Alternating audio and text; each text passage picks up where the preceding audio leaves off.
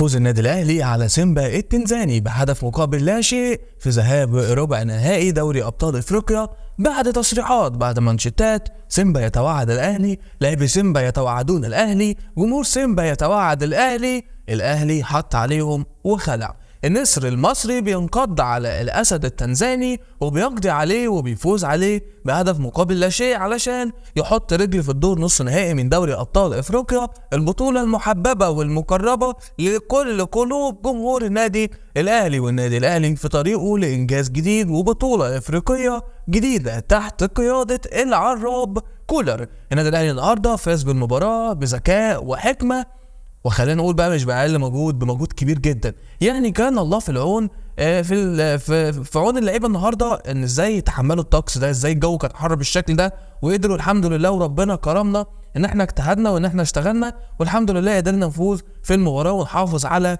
الهدف. اي نعم في اوقات كتيره في المباراه كنا بنحس اللعيبه مش قادره تقف على رجلها، بس ده طبيعي جدا لحامل الجو، ولكن ربنا كان كريم معانا النهارده والحظ كان معانا وقدرنا الحمد لله اننا نحقق الفوز والمكسب عشان يسهل علينا مباراة العودة هنا في القاهرة قدام سيمبا يوم الجمعة الجاية برضو الساعة 10. خليني أبدأ الموضوع الأول من مركز حراسة المرمى وهو مصطفى شوبير. الحقيقة نمسك الخشب، ما شاء الله ما شاء الله مصطفى شوبير، سرعة رد فعل، نظره كويس على الكورة، بيتحرك كويس للكورة، بيروح كويس للكورة، ما شاء الله. نمسك الخشب النهارده تقريبا مصطفى شوبير نقدر نقول ان هو مطلع كده يعني على الاقل خالص 3 اهداف في مرمى النادي الاهلي مصطفى شوبير مطلعهم.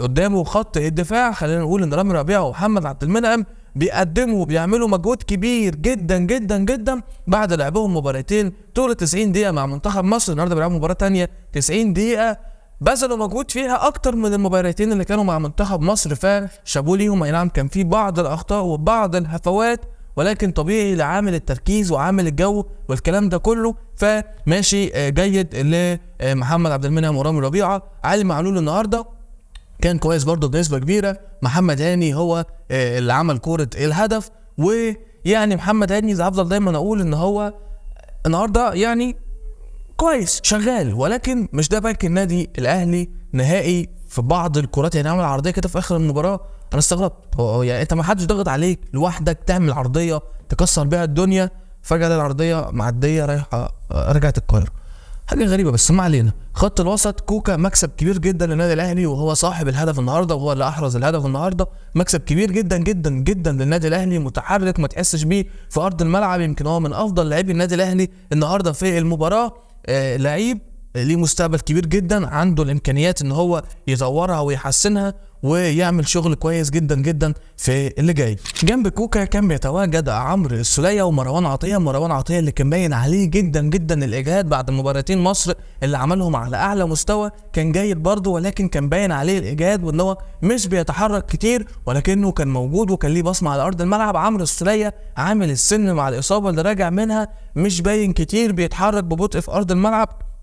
تبص كده لعمرو السولية بيتحرك هو دايخ، هو مش مستوعب اللي حواليه. فالحقيقه مستوى عمرو السولية نازل جدا جدا جدا. هنتكلم على بيرسي تاو بقاله فتره بقى كبيره، بيرسي تاو مش هنا خالص، بيرسي تاو مش كويس خالص، بيرسي تاو محتاج يراجع حساباته، محتاج المدرب يقعد معاه كده ولو في ضغوط عليه يشيلها، لو في حاجه بيرسي تاو بيفكر فيها يشيلها، طب لو عنده عروض طب مش عارف ايه، لازم بيرسي تاو يصفي ذهنه عشان هو بقاله فتره طويله جدا مش كويس. حسين الشحات عنده افضل عنده احسن، ولكن بالنسبه لاننا يعني ما لعبناش كوره هجوميه كتير فاداء جيد. موديست يعني راجل 36 سنه واحنا الحقيقه مرمطينه معانا، ارجع دافع اطلع هاجم استقبل الكرة في نص الملعب واعمل محطة.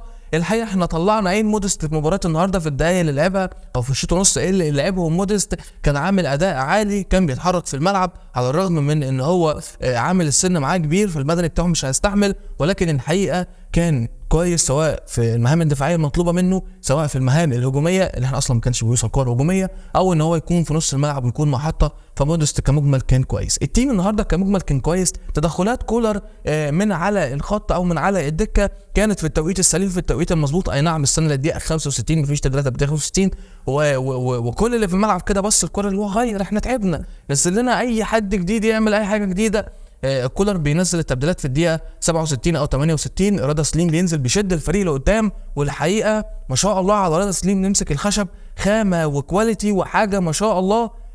هيكون مستقبل كبير جدا جدا للنادي الاهلي. الراجل نزل عمل عرضيه في الثانيه، هجمه في الثانيه لا ما شاء الله على رضا سليم، جاي منه كتير جدا جدا في النادي الاهلي، ولازم النادي الاهلي يحافظ عليه والمدرب يشتغل معاه ويطوره بشكل اكبر. كذلك قفشه نزل، كان بيأدي المهام الدفاعيه بتاعته والمهام الهجوميه بشكل جيد في الدقائق اللي لعبها. طاهر محمد طاهر يعني زي احنا خلاص نفس حكم محمد هاني، هو لعيب عادي ما نستناش منه حاجه.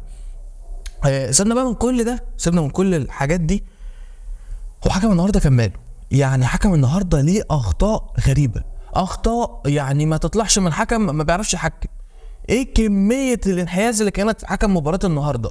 انا من وجهه نظري ضربه جزاء لمودست في بدايه المباراه كانت تخلينا نجيب هدفين ونتقدم بهدفين والمباراه تتقتل تماما ونبقى الدنيا حلوه، ما بيحسبهاش، والكلام ده في ظل وجود الفار. الحكم الساحه بيحسب ولا الفار بيحسب، امر غريب جدا بالنسبه لي. الكوره بتاعت طاهر محمد طاهر اللي كانت على الخط، مش هقول لك ضربه جزاء، هقول لك تحتسب ضربه حره عادي، لو ما حسبتش فالفار يرجعه علشان اللاعب اللي عمل العرقله اللي طاهر محمد طاهر هو معاه انذار فياخد طرد، حتى لو معهوش انذار ياخد طرد. تدخل عنيف جدا على طاهر محمد طاهر. لا الحكم الساحه حسبها اصلا فاول، ولا الفار نده عليه وقال له تعالى ادي للاعب الانذار الثاني او اديله طرد، ما حصلش الكلام ده. ضربه جزاء تانية من وجهه نظري كهربا، الكره اللي راح بيها انفراد وخبط في رجله كده في بعضها، انا شايف ان الحكم طلع دخل شال كهربا، الحارس عفوا طلع شال كهربا من على الارض، ما لعبش على الكره وطلع شال كهربا، فدي برضو ضربه جزاء تانية للنادي الاهلي، الحكم ما حسبهاش ولا الفار ندى على الحكم. فحكم المباراه النهارده كان امر غريب جدا بالنسبه لي، كان متحيز تماما، اخطائه اثرت على نتيجه المباراه، اخطائه اثرت على نتيجه المباراه. بنتكلم على ضربتين جزاء لو كانوا احتسبوا كان خلاص انت يعني خلصت المباراه، خلصت الدنيا من هناك. طيب بنتكلم على طرد، لو كان اللاعب اخده كان برضه لاعب مهم موجود معاهم، كان اخد طرد كان هيجيب عن المباراه الجايه، كان هيريحك برضه.